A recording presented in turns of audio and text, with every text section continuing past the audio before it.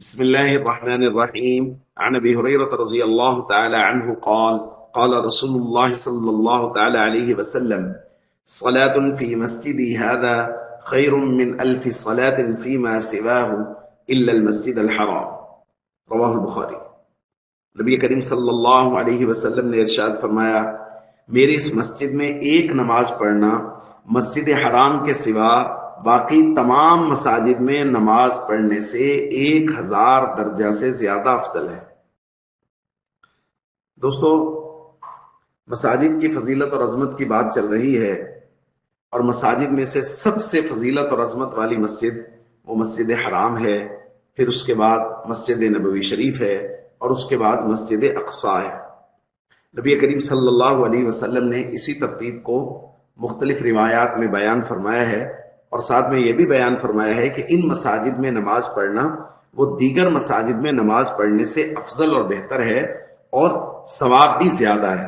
اب ثواب میں بعض روایات میں ثواب کم کا ذکر ہے، بعض میں زیادہ کا ذکر ہے، تو یہ عدد کا اختلاف کوئی اختلاف ہوتا نہیں ہے۔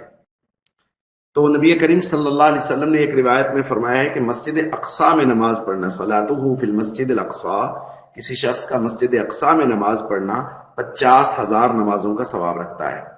پھر فرمایا کسی شخص کا وصلاتہ فی مسجدی، اور میری مسجد میں نماز پڑھنا ب50,000 صلاۃ، وہ 50,000 نمازوں کا ثواب رکھتا ہے۔ پھر فرمایا وصلاتہ فی المسجد الحرام، اور کسی آدمی کا مسجد حرام میں نماز پڑھنا ب100,000 صلاۃ، یہ 1,00,000 نماز کا ثواب رکھتا ہے۔ یہ عظمت اور فضیلت ہے۔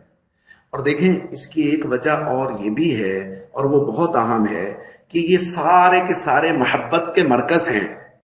والذین آمنوا اشد حبا للہ، وہ لوگ جو ایمان والے ہیں وہ اللہ سے سخت محبت کرتے ہیں، بہت زیادہ محبت کرتے ہیں۔ تو بیت اللہ شریف، مسجد حرام کی نسبت وہ اللہ کی طرف ہے، تو وہ اللہ کی محبت کا ہمارا مرکز ہے۔ اس محبت کے مرکز میں نماز پڑھنے کا ثواب بھی زیادہ ہے۔ مسجد نبوی شریف کی نسبت ہمارے آقا حضرت محمد کریم صلی اللہ علیہ وسلم کی طرف ہے، اور وہاں کہا گیا لا یؤمن احدکم حتی اکون احب الیہ من والدہ وولدہ والناس اجمعین۔ تو ہمارے آقا صلی اللہ علیہ وسلم کی ذات بابرکات وہ ہماری محبت کا مرکز ہے، اس وجہ سے وہاں بھی نماز پڑھنے کا ثواب زیادہ رکھا گیا ہے۔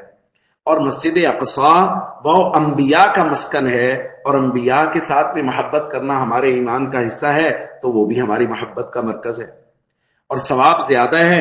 اس لیے ہر مومن کا دل جو ہے وہ اس طرف متوجہ رہتا ہے، اور ہم تمام مسلمانان عالم وہ ہر وقت دعا گو رہتے ہیں کہ اللہ تعالی ہمیں ان مقدس مقامات کی حاضری نصیب فرمائے، مسجد حرام، مسجد نبوی شریف، اور اللہ تعالیٰ مسجد اقصی کو بھی مسلمانوں کے لیے ہمیشہ ہمیشہ کے لیے آزاد فرمائے۔